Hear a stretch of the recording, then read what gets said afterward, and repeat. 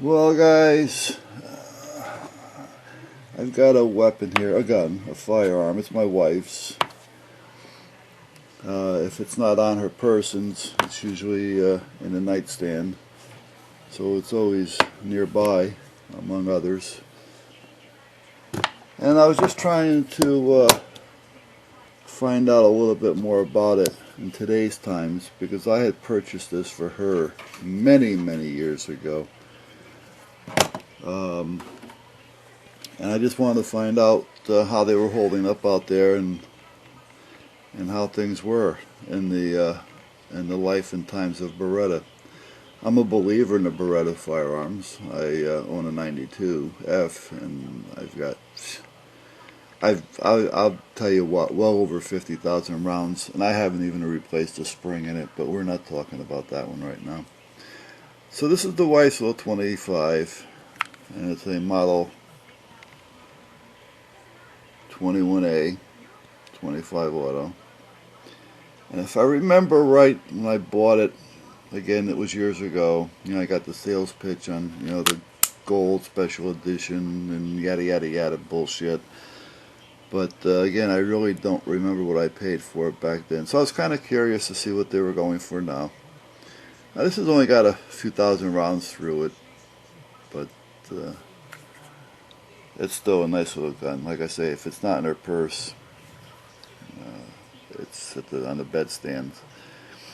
But it's nice because it's got the pop-up barrel for her, which is nice. So if she hasn't got the strength someday to actually chamber around, or again, even myself, sometimes it's just these small guns are a pain in the ass to try to chamber. So it's nice just to be able to pop the barrel up, put it down, throw the mag in, and you're ready to go. So. But I was basically trying to figure out what these things are even worth nowadays. Not that I'm going to get rid of it. I'm not a believer of getting rid of one to get another. I'm not a collector either, actually, but if I'm going to buy a weapon, I'm going to keep that weapon. And that's basically how it works for me. But this is a nice little piece. Now it is empty, which we know. And I really don't care if I dry fire or not, but it's a double action, single action, which is nice. It's got the little safety over here, and the safety's where I like it to be. I like all my weapons to kind of be the same as far as muscle memory, so no matter which one I pick up, it's going to be treated the same. It's going to treat me the same as far as if I'm looking for a particular feature or function.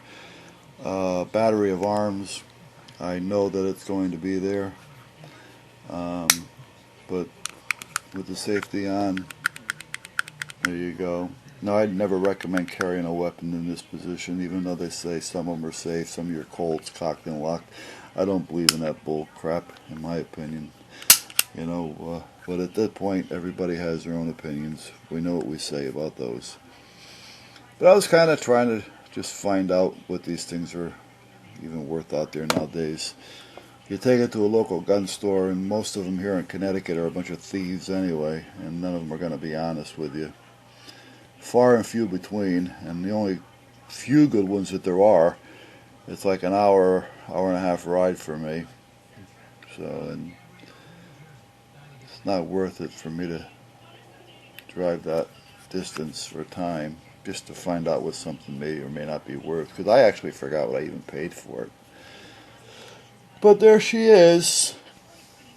So if you guys ever hear anything on these, good or bad, drop me a note. Let me know what you guys think of them. I mean, it's treated me good so far. I'm just curious on, over long term, as far as rounds. Like I say, this one here has only got maybe a few thousand rounds through it. And again, I don't even know what they're worth nowadays. I think I paid something like $285 for it. I don't know. For some reason, that rings a bell. But I'm going back 20 years, I think, or even maybe more. I'm telling you, I really don't remember. It's been a while, But that's it, guys. So What'd you think?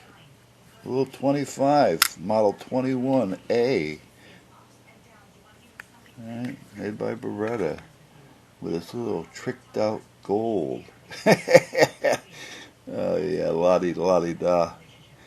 The only thing I don't like about this one is the magazine release.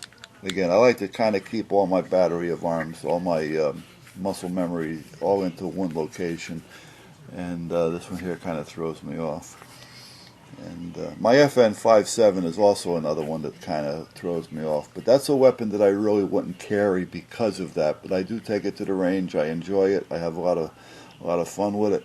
But I don't really think I'd actually carry that weapon, only because, you know, I like all of them to be the same, and because all my weapons are kind of the same, with the FN57 being a great gun.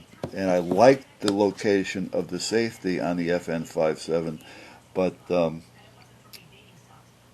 at that point, you know, I'd rather keep everything the same. So no matter what weapon I have, I pick up, it's going to be the same, and it's going to treat me the same, and I treat it the same. So, but this little Beretta here for the wife, she likes it. Yeah. Like I say, you know, I tell her if she feels justified in pulling the trigger once, you know, we'll let them all go.